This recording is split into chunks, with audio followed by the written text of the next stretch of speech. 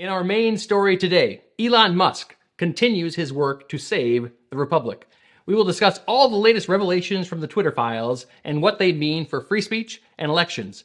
Plus, in our deep dive segment, I'll be bringing you part 2 of our multi-part series on protecting Taiwan. We're picking up where we left off last time, tracing the fascinating history of Taiwan up to the present day. All that, plus behind the headlines on today's episode of Founding Principles with me, your host, Doug Wardlow. A battle for the fate of America rages. The radical left seeks to destroy the very foundations of our republic. God, the family, and the Constitution are under attack. Amidst the chaos, Doug Wardlow speaks truth and points the way back to freedom. It is time to go on offense. This is Founding Principles with Doug Wardlow. Elon Musk is doing a very good thing. He is doing a huge public service for our country. In fact, in the end, Elon Musk very well might be responsible for saving our republic. I'm referring, of course, to Elon Musk's release of many thousands of internal documents from Twitter. He released the documents to a handful of independent journalists who are, per Elon Musk's request, combing through the documents and reporting out the information they are finding. So far, the revelations have shown that Twitter was used to censor information, prevent the spread of news that was unfavorable toward the Biden campaign and the Democrats, suppress conservative voices, and influence elections. The documents show that Twitter was doing the bidding of the Democratic National Committee and the Biden campaign during the 2020 election. Back channels were set up between the DNC, the Biden campaign, and Twitter to flag and suppress stories and sources that the Democrats did not want the public to see. Now, on the December 6th episode of this show, I took a very close look at the information from the Twitter files showing that Twitter, at the behest of the Biden campaign and influenced by the FBI, prevented the spread of news about Hunter Biden's laptop and potential foreign corruption within the Biden family. If you haven't watched that episode, I can encourage you to go and do that. And while you're at it, if you like the content that we're putting out, please go ahead and like this video and be sure to subscribe to the channel. It helps us grow the channel and multiply its impact. Also, be sure to click the notification bell icon so you don't miss any of our future videos. Now, over the last few days, the journalists tapped by Musk to comb through the Twitter documents, that's Matt Taibbi, Barry Weiss, and Michael Schellenberger, have released a lot of additional information. The new information is, to put it mildly, earth-shaking. According to Taibbi, Weiss, and Schellenberger, the Twitter documents reveal that senior executives at Twitter created secret blacklists of Twitter users that they disfavored. So Twitter executives weren't just censoring or suppressing individual tweets. No, they were blacklisting, suppressing, and de-amplifying users' accounts, entire accounts. Basically, anyone who made a habit of tweeting out content that the Twitter execs found objectionable. For example, according to Barry Weiss's reporting on the Twitter files, Twitter placed Dr. Jay Bhattacharya on a secret blacklist called the Trends Blacklist. You see, Dr. Bhattacharya had argued that the COVID lockdowns would harm children. He was absolutely correct, of course. The lockdowns did indeed harm children. But the people running Twitter, well, apparently they didn't like his opinions. Rather than engage in conversation or debate with Dr. Bhattacharya, they just secretly suppressed the communication of his views on their platform. You can see the tag for Trends Blacklist on the snapshot of the internal Twitter back end, and this snapshot was released in connection with the Twitter documents. It's right there above his profile description. By secretly placing Bhattacharya on the secret Trends Blacklist, his tweets would not be allowed to trend on Twitter. That amounts to suppression of speech and censorship. Twitter did something very similar to Dan Bongino, the well-known conservative talk show host. Twitter put Bongino on a secret blacklist too, the Search Blacklist, which apparently blocked anything from his account from appearing in search results on Twitter. More suppression and censorship.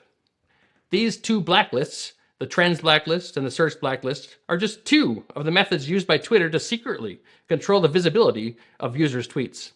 According to information from the Twitter documents, Twitter executives suppressed the visibility of disfavored tweets and accounts that they disliked using a variety of methods in addition to those. Together, those methods amount to what most people would call shadow banning, the surreptitious suppression of a user's social media account, with the result that communications by the shadow banned user are seen by fewer people, circulated less widely, or even made entirely invisible. At Twitter, shadow banning was called visibility filtering, and according to Barry Weiss in a reporting on the Twitter files, the practice was broadly employed. Now, Barry Weiss reports that a Twitter engineer told her, quote, "We control the visibility quite a bit, and we control the amplification of your content quite a bit. And normal people do not know how much we do. So it is pretty clear at this point that Twitter was not an open public square for the unfettered discussion of differing points of view. No. Twitter was acting more like an editor or a publisher, not an open platform. And it appears that Twitter was doing just about all of this in secret. That is, Twitter was attempting to cover up its editorialization, its management, and its suppression of content, attempting to make the platform appear more open and unbiased than it truly was. You see, Twitter wanted everyone to think that Twitter was a value-free, neutral platform for communication open to all comers. Twitter executives and the left-wing legacy media journalists have insisted repeatedly that shadow banning did not exist on the platform. In 2018, former CEO Jack Dorsey even testified to Congress under oath that Twitter never shadow banned or censored conservative users. Well, it turns out that none of that was true. Twitter was in fact driven by ideology and politics. According to Michael Schellenberger, in 2018, 2020, and 2022 respectively, 96%, 98%, and 99% of political donations made by Twitter staff went to Democrats. And that heavy left-leaning slant among Twitter's executives and staff drove the way the company was operated. The Twitter files show that decisions to restrict speech and censor users were driven by political considerations. Now, lip service was given to Twitter policies, but in general, decisions were largely ad hoc. If Twitter execs wanted to censor a user, they would just manufacture justifications to do so. They would make it fit. That is particularly troubling in light of the fact that the Twitter documents also contain information showing that Twitter was actively influencing the 2020 presidential election. In addition to blocking the New York Post story on Hunter Biden's laptop, information from the Twitter files shows that Twitter repeatedly censored and suppressed tweets by President Trump in the run-up to the 2020 election. They used a variety of methods to do this.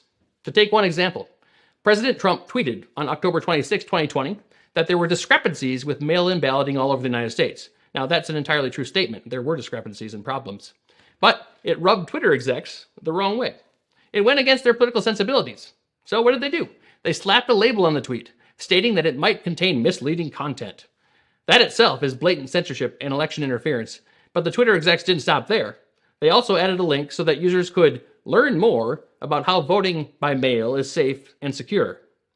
And as if that weren't enough, they made it so that no one could share, like, or even reply to the president's tweet.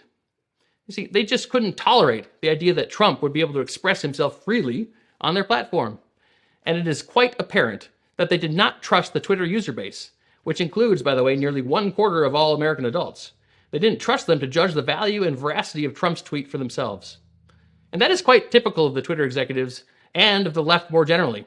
They simply don't trust the American people. They have a very, very low opinion of our intelligence.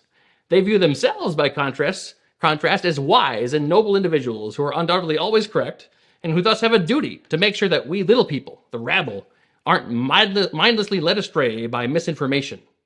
They see themselves as our guardians, while the American people, in their view, don't have the ability to think for themselves and critically evaluate information. It is an insulting and false point of view. And it is a point of view that is completely incompatible with a country where the people are sovereign, where government leaders are selected by the people through elections, and where individual freedom is valued. And this leftist point of view, this leftist elitism, it wasn't just rampant at Twitter, where Elon Musk is rooting it out, fortunately. It's rampant at just about every big tech company. And that's why Elon Musk's Twitter files are so vitally important. They open a window into big tech more generally, showing the American people how leftist executives running companies that control the flow of vast amounts of information have the ability and the inclination to suppress ideas, stop popular movements in their tracks, and sway the outcome of elections. Hopefully, Elon Musk's brave act in revealing the collusion between Twitter execs and the government to censor conservatives gives employees at other big tech companies, like Facebook, the courage to come forward and be a whistleblower. But let's return to the Twitter files themselves. They have even more lessons to teach. Now, the election-related interference at Twitter was shockingly overt. According to journalist Matt Taibbi, in the run-up to the 2020 election, executives at Twitter opened up a Slack channel, which is basically an internal communications channel, and this channel was called US 2020 XFN Enforcement. And on this channel, high-level Twitter staff discussed election-related tweet removals, particularly those involving high-profile accounts. So you heard me correctly. Twitter execs set up an internal communications channel dedicated to the discussion of how to handle the suppression and censorship of election-related topics. Musk's Twitter files also show that on January 7th, 2021, Twitter executives, they became personally fed up with President Trump, and giving in to their obvious political biases, they began concocting justifications to ban Trump from Twitter. They sought a policy change in order to treat Trump differently than other political leaders on the platform.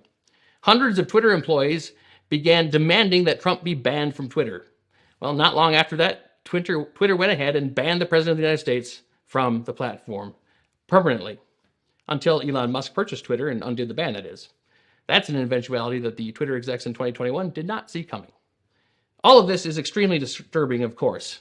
Twitter was applying its own rules arbitrarily, and it was censoring information to favor one political party over another. It was suppressing conservative speech and expression and allowing left-wing speech to be amplified. It was influencing the election to favor Biden and the Democrats. Indeed, Matt Taibbi reports that he and his team reviewed the entire contents of Twitter's election enforcement Slack channel. They did not come across one single reference to a request for content moderation that came from the Trump campaign, from the Trump White House, or from any Republican at all. Everything, all the requests for content moderation, all the flags for suppression, at least in Twitter's election enforcement Slack channel, came entirely from the left side of the political aisle. But perhaps the most disturbing aspect of the information revealed by the Twitter files is the extensive involvement of federal government agencies in Twitter's content moderation operations.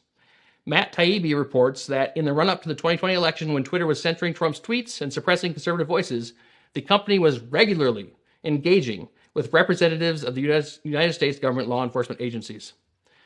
This is critically important because it indicates that Twitter's censorship wasn't merely the result of misled social justice warriors run amok at a privately held company. When the government instructs or pressures a private company to engage in censorship, that's the equivalent of the government itself engaging in censorship. And the First Amendment to the United States Constitution protects Americans from having their speech restricted by the government. Matt Taibbi reports on one internal Twitter post concerning Twitter's suppression of the Hunter Biden laptop story. Remember that Twitter had blocked the original New York Post story about that. The internal post reveals that Twitter's head of Trust and Safety, Yoel Roth, was having meetings with the FBI, the Department of Homeland Security, and the Director of National Intelligence every week. Every week. According to another internal Twitter Slack channel post, the FBI at one point reported to Twitter that it had concerns about a tweet from a former council member from Tippecanoe County, Indiana, Republican John Basham. Basham had tweeted that between 2 and 22% of mail-in ballots were being rejected for errors. The FBI flagged tweet was circulated in the election enforcement Slack channel. Twitter execs decided to label the tweet with a "Learn how voting by mail is safe and secure" label. In other words, Twitter took action to censor a Republican's tweet about mail-in voting, and they did it on the apparent advice of the FBI. If that is what happened, and the reporting in the Twitter documents gives every indication that that is exactly what happened, then it would be a clear violation of the First Amendment. Never in the history of our republic have we faced a situation like this one. The Twitter document dump reveals that agencies of the federal government have been meeting with a private entity that controls the flow of massive quantities of speech and expression, and basically colluding with that entity to engage in mass censorship of a particular political viewpoint. Even worse, this collusion and mass censorship took place, it appears from the Twitter documents, in the run-up to an election. Under the First Amendment's guarantee of free speech, political speech receives the highest possible level of protection. That's because political speech goes straight to the purpose of the First Amendment. The free speech clause was enacted in order to ensure that citizens can freely criticize the government and freely engage in political discourse and debate. Indeed, our representative republic cannot function if speech is not free and open. If political speech is censored by the government, or if it is censored by private entities who are doing the bidding of the government, then elections can't work properly. That's because the speech that the censors allow will always favor the government. It will always favor those who are doing the censorship. If the people of America are secretly prevented by big tech companies in league with the government from having access to the free and open exchange of information, then we are all deceived, and freedom itself is in dire jeopardy. Just think about it for a moment. If the information on which we base our decisions is secretly manipulated and lopsided to favor those who are in power, then it is not meaningful to say that we have true freedom of decision. The Democrats and the left, well, they don't care about the Constitution or free speech or even freedom itself. They care only about power. The power to tear down our country, the power to discard our founding principles, the power to build a socialist utopia where America once stood. Now, of course, history teaches us that socialist dreams always turn out to be frightening nightmares. That's because, as the Bible teaches, man is sinful. We will never see paradise here on earth. We are called to work to improve conditions and help our fellow man and make the world a better place, one relationship and one person at a time. We do that through moral and right action, by living for the good of our fellow man and for the glory of God. If mankind has the arrogance to try to supplant God and build utopia on earth, however, it will only lead to ruin, hardship, and destruction. That is why it is so important that we return our country to its founding principles. We must embrace freedom and the Constitution and all those things that make America great and unique and exceptional in the world. One of those things is freedom of speech. Without that, our country is lost. We are thus very fortunate that Elon Musk is determined to expose the left's use of big tech companies to suppress speech and influence elections. It is up to us to make sure that the information is spread far and wide. It is up to us to boldly speak truth. The fate of the republic is in our hands. And now we're going to move on to Behind the Headlines.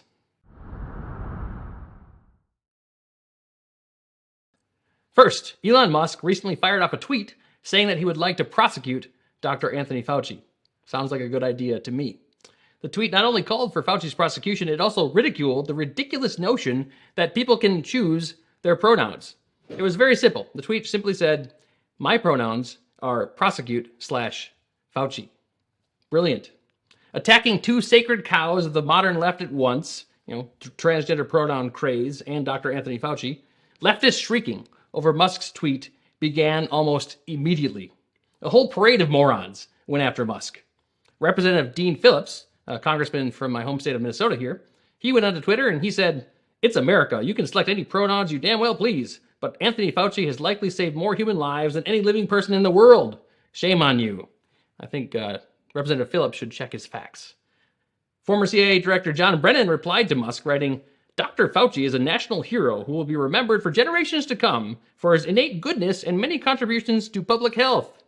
Innate goodness? I'm not sure about that. You've got to give credit to Musk, though. He's sticking to his guns. Republicans everywhere should take note. Too often our side crumbles under the slightest pressure. We come up against any resistance and people on the conservative side, they fold all too often. So Musk is doing a good thing. He's sticking to his guns. The idea that you can choose your own pronouns should be lambasted and ridiculed because it is stupid. It is an extension of the left's rejection of the concept of truth itself. Leftists are always talking about their truth, your truth, my truth, as if each person creates their own truth and can change what is true to suit their liking. You know what? That's not how truth works. There's only one truth, right? It's the same for everybody. That's why we call it truth. If you want to claim that the truth is something other than it is, you can go ahead and do that, but it's not truth. It's falsehood. The leftists, they want us to call what is false true. They want to debase our language so that words no longer refer to true things, but rather have malleable meaning. It's important that we call them out and stand for truth. So good for Elon Musk for lampooning the left's worship of self-selected pronouns and the woke mind virus behind all of this nonsense. Also, good for Elon Musk for sticking to his guns regarding Anthony Fauci. Dr. Fauci has tried to distance himself from his actions recently, but let's not forget that Anthony Fauci was the one who orchestrated the biggest government encroachment on our liberties in the history of our country. For almost a year and perhaps longer, he was able to speak public policy into existence by himself. Under the reign of the most high and mighty Dr. Fauci, our parents and grandparents were forced to die alone in nursing homes. Our kids were muzzled and forced to sit behind a computer screen for their so-called education. We put off seeing friends and family, missed weddings, delayed baptisms. The list is nearly endless. All of this is horrible. And here's the cherry on the top. Anthony Fauci has repeatedly lied to Congress and the American public about all of it. Whether the lie is funding gain-of-function research, or the efficacy or safety of the vaccines, or the efficacy of face masks, Fauci has been all too willing to ignore the truth. He's been all too willing to lie. Should Dr. Fauci answer to the public? Of course he should. Will he be forced to answer to the public? Well, the answer to that question lies with our elected representatives. The squishy, moderate rhino part of our party will want to move on and not press the issue. Too controversial, I'm sure they'll say. But it matters that our rights were violated. They unquestionably were violated. Many people should have to answer for this madness, but it makes sense to start at the top. Conservatives must remember what happened. We need grand juries to be convened. We need investigations. We need prosecutions.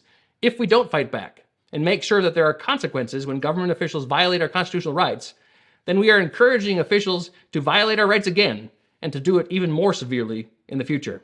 Standing up and fighting for freedom is always difficult. It is not a pleasant thing, but it is what we must do. As Ronald Reagan said, the price of freedom may be high, but never so costly as the loss of freedom.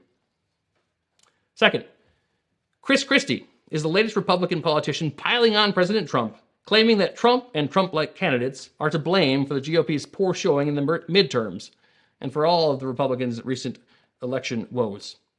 Now, that's simply false. We have talked at length on this show about the midterm election. We have made the case and shown beyond any room for doubt how the only path to electoral success for Republicans is to lean into the culture war and be boldly conservative. Christie, apparently he does not understand this. Now, here's a tip for all of you patriots. When the DC talking heads and the legacy media have the same talking points, you can bet something that they are saying doesn't quite add up. Of course, the McCain, Bush, Romney, and Cheney families are going to say that MAGA is how Republicans fail. It's because they want their people, they want themselves to be the candidates. They want to be the paid consultants, and they want to be on the talk shows. Swampy, moderate establishment Republican elites love their cocktail parties in Georgetown. That's a problem. Now, Christie, he's something of a mixed bag, and I have some sympathy for him. In 2012, he was almost a Trump-like figure who campaigned on being a wrecking ball to the Obama agenda. Moderate, boring, ineffectual, swampy Mitt Romney got obliterated as our nominee that year, and Christie's chance of ever leading the ticket vanished into thin air. I'm sure there's an element of jealousy at play.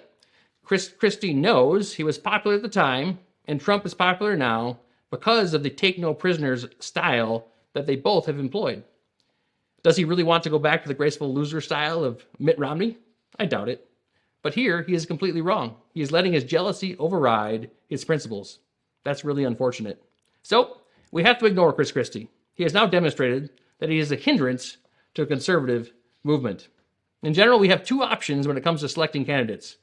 We can either put forward supposedly dignified, milquetoast, boring candidates who can give great concession speeches. That's the Ronna McDaniel preferred option.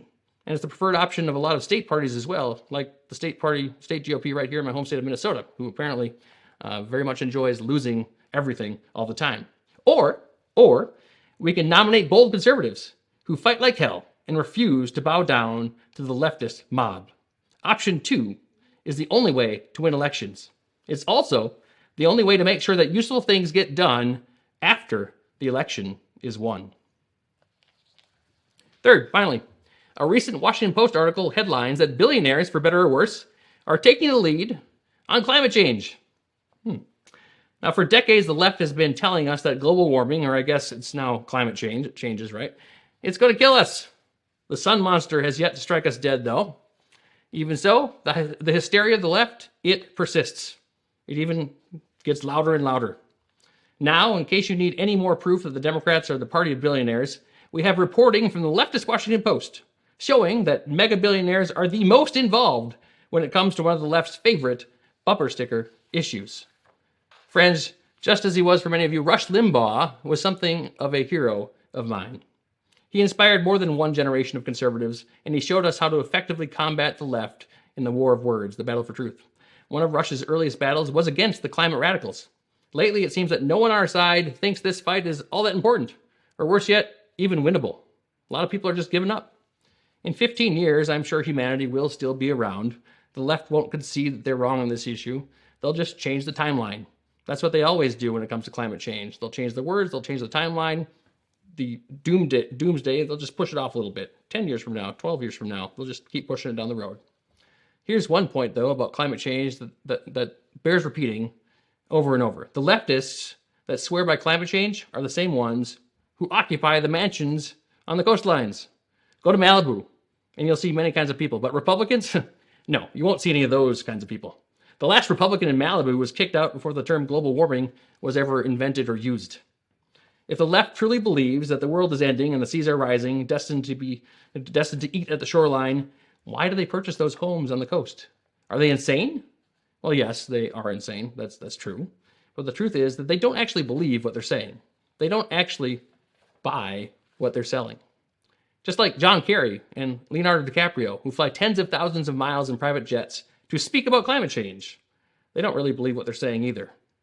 They are smart enough to know that the climate cycles and it fluctuates over huge timescales, influenced by changes in solar output more than anything else, in addition to volcanic eruptions and so many other factors that are far beyond the control of humans.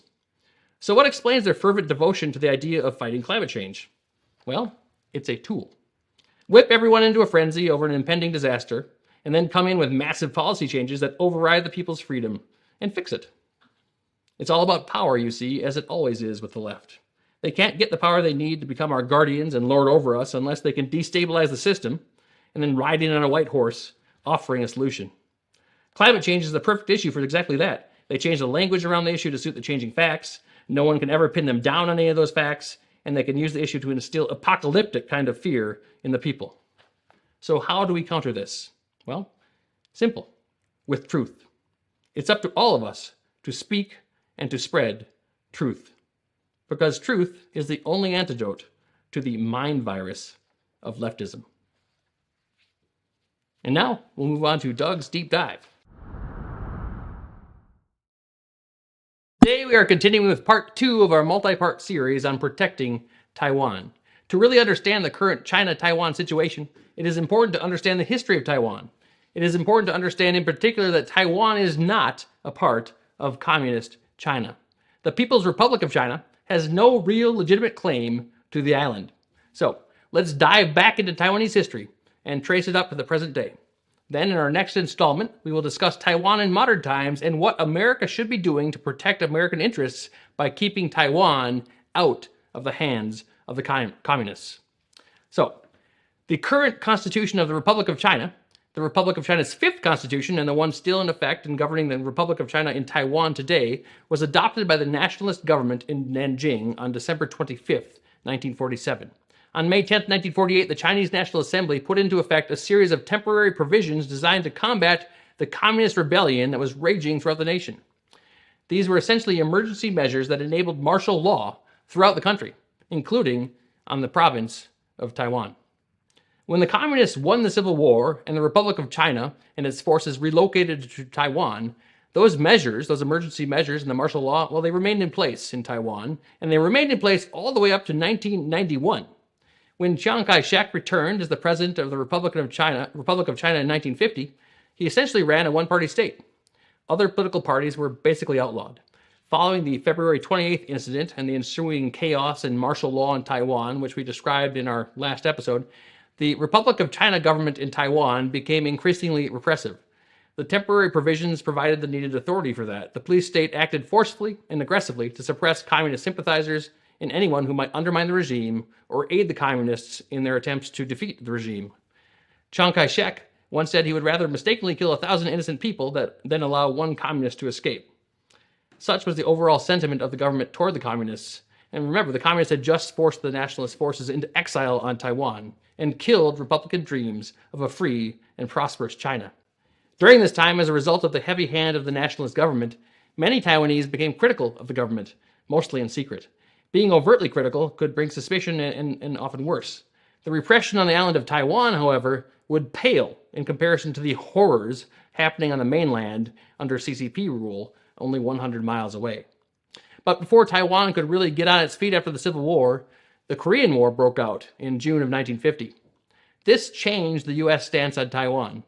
In light of the outbreak of hostilities on the Korean Peninsula, President Truman declared that communist occupation of Taiwan would be a direct threat to U.S. national security.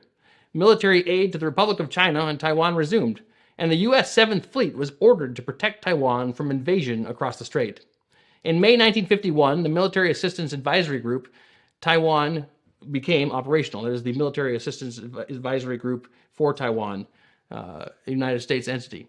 They advised and trained the Republic of China military on Taiwan, helped facilitate military aid, and integrated the increasing number of American forces with the Republic of China. In September 1951, during the Korean War, the San Francisco Peace Treaty was signed by 48 major nations, reestablishing peaceful relations between Japan and the Allied powers from World War II. Disagreements between the US and the UK over which government, the Communists or the Nationalists, should represent China at the conference led to neither the People's Republic of China or the Republic of China being invited to the conference. The treaty formally ended the war between the Allies and Japan, and formally gave Japan its sovereignty over its now much smaller territory.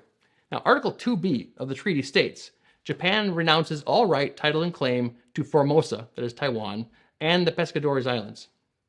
In 1952, the Republic of China concluded its own peace treaty with Japan.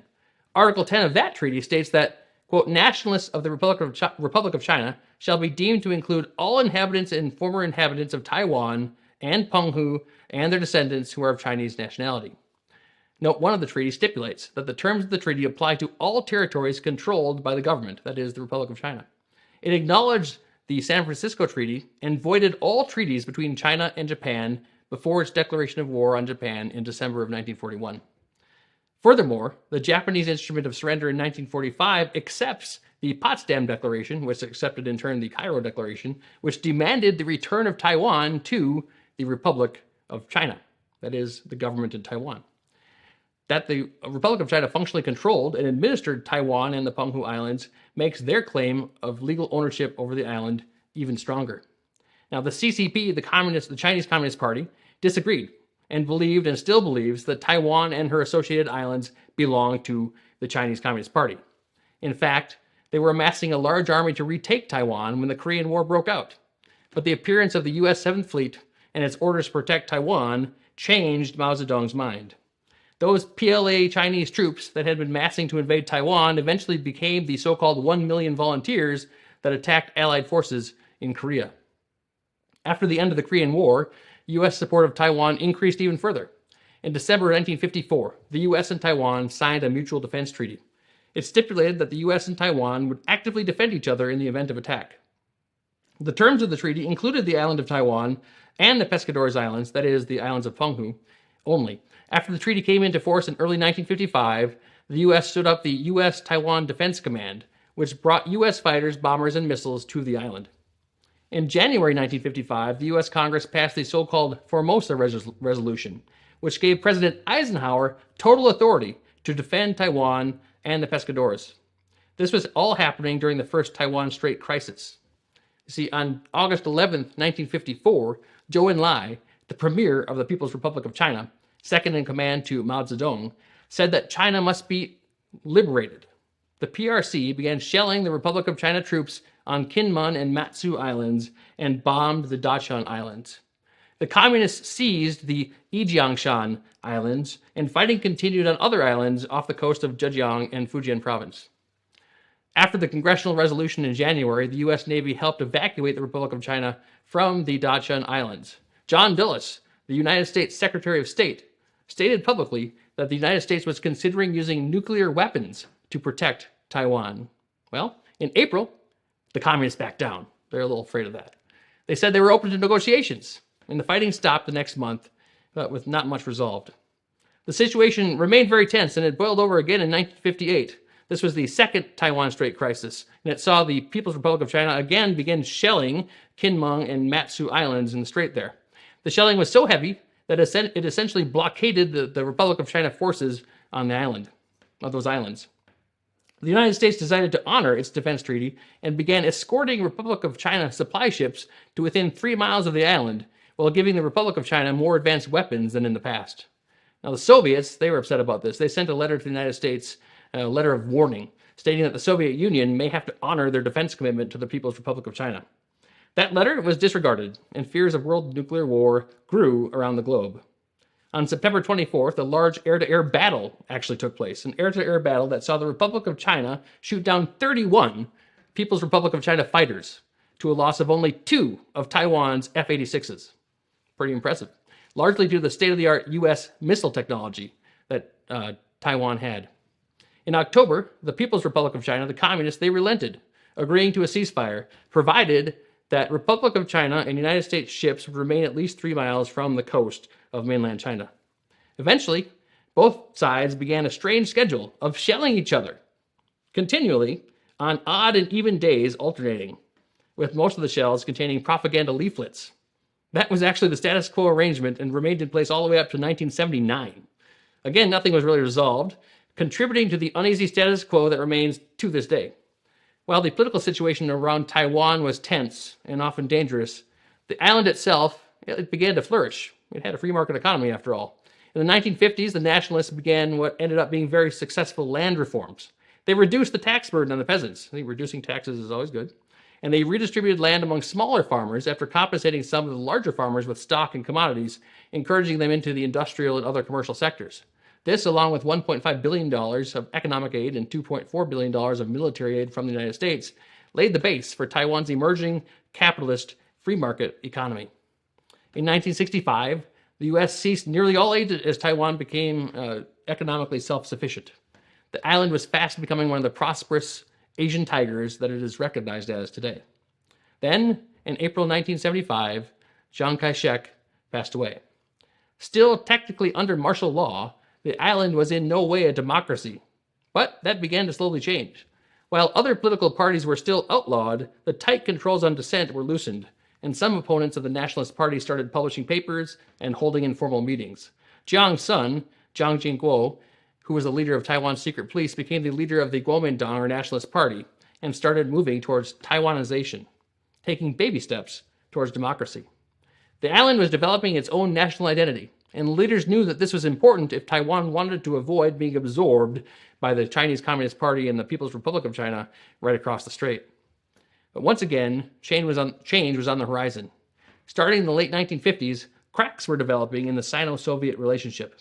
Mao wanted nuclear weapons and worldwide communist revolution. He famously said that if the imperialists insist on nuclear war, then, quote, half of mankind will die and the other half would remain, while imperialism would be razed to the ground and the whole world would become socialist. What a pleasant guy Mao was. In 1960, the Soviets withdrew its specialists, especially the nuclear specialists, from mainland China, and the Sino-Soviet split was on. During the Nixon presidency, U.S. relations with Communist China thawed as the Sino-Soviet feud intensified. While the United States still recognized the Republic of China in Taiwan as the legitimate government of all of China, the writing was on the wall. The U.S. gradually reduced its military presence on Taiwan, and with the end of the Vietnam War and the election of Jimmy Carter to the White House, the U.S. moved closer and closer to recognizing the People's Republic of China. On January 1st, 1979, the U.S. began official relations with the CCP's People's Republic of China. By March of that year, the PRC and the United States opened embassies on each other's territory, and formal diplomatic relations began. The U.S. recognized the PRC as the sole legitimate government of China, as per the CCP's wishes. The Taiwanese embassy in Washington was closed. Not a good day in history. But Taiwan was not left out in the cold entirely. On April 10th, 1979, the Taiwan Relations Act was signed into U.S. law. It was pushed by a lot of congressmen, not necessarily ones that favored Jimmy Carter and his policies. The act clarified U.S. policy on Taiwan, giving the government of Taiwan something of a boost of support. The U.S. pledged defensive arms to the island and further pledged to maintain the capacity of the United States to resist any sort of force, any resort to force or other forms of coercion that would jeopardize the security of Taiwan. Thus, the U.S. began its tightrope walk, wanting to support and defend Taiwan while at the same time maintaining and improving relations with the CCP in mainland China. Notice the careful wording within the Taiwan Relations Act. At no point does the U.S. commit itself to actively defending Taiwan. Instead, the support is passive, with the power to intervene there kind of as a backdrop, ready if we need it. The Mutual Defense Treaty between the U.S. and Taiwan expired in 1980 with no plan for renewal. Fortunately, Ronald Reagan was elected in 1980, and things for the anti-communist, pro-freedom government of Taiwan improved further. In 1982, in a communique to the PRC, the U.S. detailed how the United States would only decrease arms sales to Taiwan if the CCP continued to support peace with Taiwan. Soon after that, the U.S. clarified that communique with the so-called 6 assurances.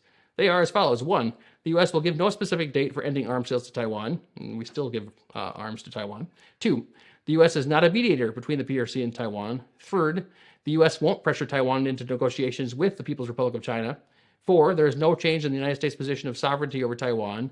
5th, the United States has no plans to revise or revisit the Taiwan Relations Act. And 6th and finally, the communique does not imply that the U.S. will consult with the PRC before selling arms to Taiwan. Now, while informal, these 6 assurances essentially became the basis for the status quo that has remained to this very day. The PRC, the CCP, sees Taiwan as theirs, refusing to change their one China policy. But they have, at least until now, been unwilling to risk a confrontation with the United States. Taiwan sees itself as what it actually is, a sovereign and independent nation, albeit with some historical ties to the mainland, knowing it has the support of the Western world. Taiwan has actual independence in every sense of the word, but that independence is not formally recognized by the PRC or almost anyone else.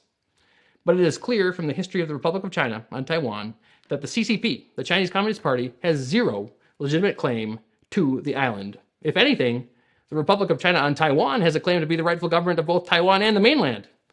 That would be a wonderful thing for Taiwan, China, America, and the world. Something to hope for. But make sure to tune in next time for a discussion of Taiwan in modern times and what we need to do to ensure that Taiwan remains as it is, free from the brutal and oppressive rule of the Chinese Communist Party. That's it for today's show. Thank you so much for watching.